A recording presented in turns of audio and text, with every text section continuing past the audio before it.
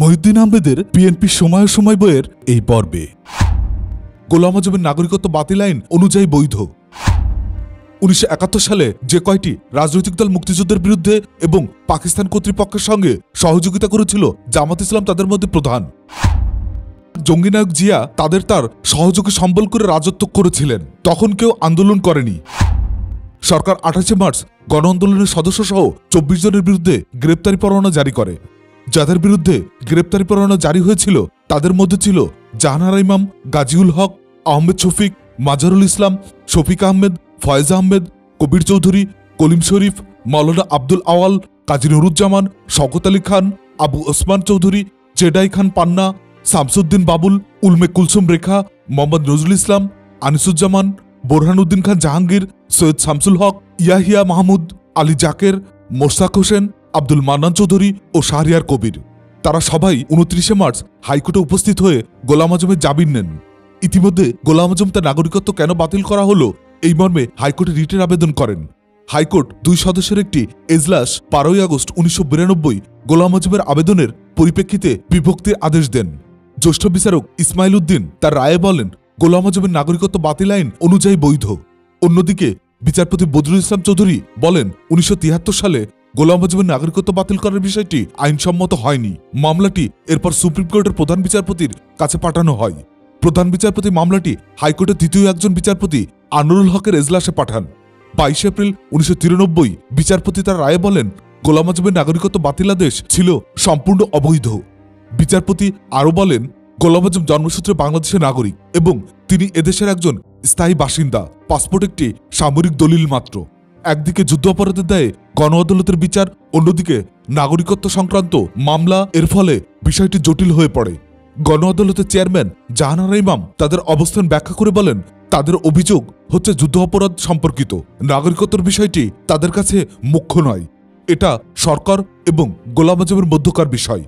হাইকোর্টের রায়ের বিরুদ্ধে সরকার সুপ্রিম কোর্টের আপিল বিভাগে যায়। আপিল বিভাগে তখন প্রধান বিচারপতি মোস্তফা কামাল থাকলেও 4 জন বিচারপতির সমন্বয়ে একটা বেঞ্চ তৈরি করা হয়। বিচারপতি আব্দুল হাবিবুর রহমান ছিলেন প্রিজাইডিং জজ।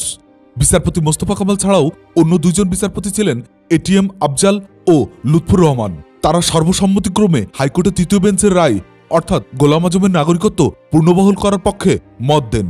মনে হতে পারে গোলাম আজম বাংলাদেশের নাগরিকত্ব ফিরে পেলেন বিচারক প্রক্রিয়ায়, কোনো রাজনৈতিক কৌশলের কারণে নয়। বাংলাদেশের সুপ্রিম কোর্টের সেরা বিচারপতিরা এই প্রক্রিয়ার অংশ নিয়েছিলেন। অবশ্য এ নিয়ে পরবর্তী সময়ে জল অনেক ঘোলা করা হয়েছে। এ ব্যাপারে জামাতের নেতা মতিউর রহমান নিজামী হাটে হাড়ি ভেঙে দিয়েছেন। নিজামীর বয়ানটি ছিল এরকম, গোলাম আজমের নাগরিকত্ব ফিরিয়ে দেওয়ার ব্যাপারে যাবতীয় প্রক্রিয়া বিএনপি সরকার 1979 সালে সম্পন্ন করেছিল। তখন এতে শুধু প্রেসিডেন্টের স্বাক্ষর বাকি ছিল বলে হতে পারেনি। গত বছর নির্বাচনের পরপর বিএনপি সবার আগে গোলাম আজমের সঙ্গে যোগাযোগ করে। সেই সময় সরকারকে সমর্থন দিয়েছিলেন, শর্ত দেয়নি। তবে কথা হয়েছিল বিএনপিকে তার 79 সালের অসমাপ্ত কাজ সমাপ্ত করতে হবে। আমি তার জীবন্ত সাক্ষী। সেই প্রতিশ্রুতি পূরণের দায়িত্ব এখন বিএনপি সরকারের। 24 জুন 1994 দলীয় সমর্থকদের এক সমাবেশে গোলাম আজম বলেন অতীতে ভুল করে থাকলে দুঃখিত। গোলাম আজম বাংলাদেশের মানুষের কাছে একজন নিন্দিত ব্যক্তি হিসাবে পরিচিত ছিলেন। 1971 সালে যে কয়টি রাজনৈতিক দল মুক্তিযুদ্ধের বিরুদ্ধে এবং পাকিস্তান কর্তৃপক্ষের সঙ্গে সহযোগিতা করেছিল জামাত ইসলাম তাদের মধ্যে প্রধান। জামাতের পূর্ব পাকিস্তানের ওই সময়ের আমির গোলাম আজম পাকিস্তানের সামরিক কর্তৃপক্ষের সঙ্গে তহরম মহরম করেছিলেন বলে অভিযোগ ছিল। জামাত ইসলামের নেতৃত্বেই 71-এর ঘাতক বদর বাহিনীর জন্ম হয় এবং এই বাহিনীর হাতে অনেক বাঙালি বুদ্ধিজীবী নৃশংসভাবে নিহত হন। জামাতের আমির গোলাম আজমের বিরুদ্ধে যখন দেশের নাগরিকেরা আন্দোলন করছিলেন, সরকারের পক্ষ থেকে তাকে নানান রকম মদত দেওয়ার অভিযোগ উঠেছিল। সরকার সরাসরি তাকে সমর্থন না দিলেও তার ব্যাপারে নির্লিপ্ত থেকেছে। এটা জিয়াউর রহমান, এরশাদ এবং খালেদা জিয়া সবার জন্যই প্রযোজ্য।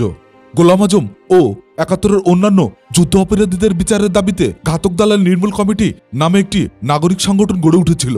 এই সময়ে রাজনীতির 2 পরাশক্তি আওয়ামী লীগ ও বিএনপির মধ্যে চলছিল শীতল লড়াই। গণ আদালত ও নির্মূল কমিটিও শেষ পর্যন্ত 2 দলের রাজনৈতিক লড়াই থেকে দূরে থাকতে পারেনি।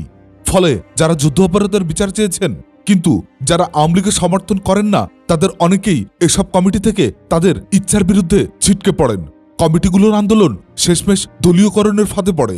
ফলে আসল কর্তব্য থেকে অনেকটাই দূরে সরে যায়। ফলে জামাতে ইসলাম রাজনীতিতে ধীরে ধীরে পুনর্বাসিত হয়ে যায়। গণ আদালতের অন্যতম উদ্যোক্তা ও স্পষ্টভাষী হিসাবে খ্যাত অধ্যাপক আহমেদ শরীফের অভিজ্ঞতা এক্ষেত্রে ছিল বেশ তিক্ত। তার বয়ান এখানে উল্লেখ করা হলো। রাজাকারদের 91 সাল পর্যন্ত সহ্য করা হয়েছে। শাহ আজিজ দেশ শাসন করেছে। জিয়া রাজাকার সহযোগিতায় নায়কতন্ত্র চালু করেছিল। রাজাকার নায়ক গোলাম আজমকে বাংলাদেশে জিয়া 4 বছর পুষেছে। হঠাৎ জাহানারার নেতৃত্বে কিন্তু কর্নেল কাজী নুরুজ্জামান উদ্যোগে আয়োজনে গণ আদালতে আন্দোলন গড়ে উঠল, জোরালো হলো। তবে তাদের দাবি ট্রাইব্যুনালে যুদ্ধাপরাধীর রূপে গোলাম আজমের বিচার।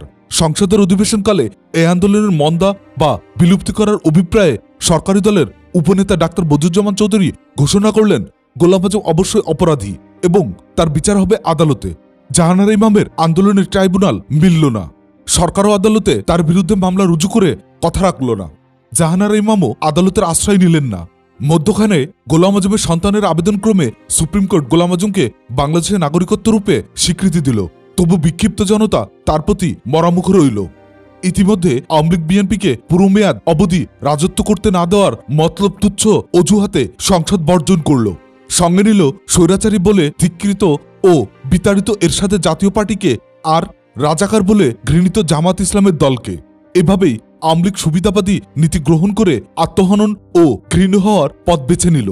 জনগণের সারল্যের ও অভিজ্ঞতার সুযোগ নিয়ে আওয়ামী লীগের প্রচার করল যে জাতীয় পার্টি ও জামাতে ইসলামের সঙ্গে আঘাত করেছে জাতীয় সংসদের সহযোগী ও সঙ্গীরূপে পাওয়ার জন্য, সাধারণ শত্রু বিএনপিকে গদিচ্যুত করার লক্ষ্যে। তাই বলে জামাতকে কিংবা জাতীয় পার্টিকে আওয়ামী লীগ মিত্র ভাবে না সহযোগী রূপে রাজনৈতিক অঙ্গনে। জনগণকে বিভ্রান্ত রাখার করজে সৈয়দ হাসান ইমাম, শাহরিয়ার কবির প্রভৃতি সহ আওয়ামী লীগদের গঠন করেছিল নির্মূল ও সমন্বয়ক কমিটি, অর্থাৎ আত্মসাৎ প্রভৃতি অভিযোগ ও দ্বন্দ্বে কমিটি দুভাগ হয়েছে। এটা আর জমবে না আন্দোলন হিসাবে। আমি চরম ঘৃণায় তাদের সম্পর্ক ত্যাগ করছি, গণ আদালতে আসামি হয়েও। আমি রাজাকারদের নিয়ে ঘাটাঘাটি নিরর্থক ও অন্যায় বলেই মানি, কেননা তাদের ক্ষমা করেছেন অন্য এক জঙ্গি নায়ক জিয়া। তার সহযোগী সম্বল করে রাজত্ব করেছিলেন। তখন কেউ আন্দোলন করেনি। সবাই উক্ত দুই শাসকের সিদ্ধান্ত বা নির্দেশের বিরুদ্ধে আন্দোলনে এগিয়ে আসেনি যথাসময়ে। আমার লক্ষ্য ছিলেন গোলাম আজম, কারণ আমার চোখে তিনি ব্যক্তি ছিলেন না, ছিলেন একটি ইসলামিক দলের সর্বজনমান্য নেতা ও ব্যক্তিত্ব, একটি রাজনৈতিক দলের, একটি আদর্শের, একটি লক্ষ্যের, একটি প্রতিষ্ঠানের, একটি রাজনৈতিক ও শাস্ত্রিক শক্তির প্রতীক, প্রতিম ও প্রভৃতি। তাই তার পতনে বা শক্তিতে আমার ধারণা জামাতে ইসলাম দল হিতবল, হীনবল হয়ে হয়ে আত্মবিলুপ্তি পেত। বইটির অডিও বুক নিয়মিত শুনতে চ্যানেলটি সাবস্ক্রাইব করে সঙ্গে থাকুন। ভালো থাকবেন।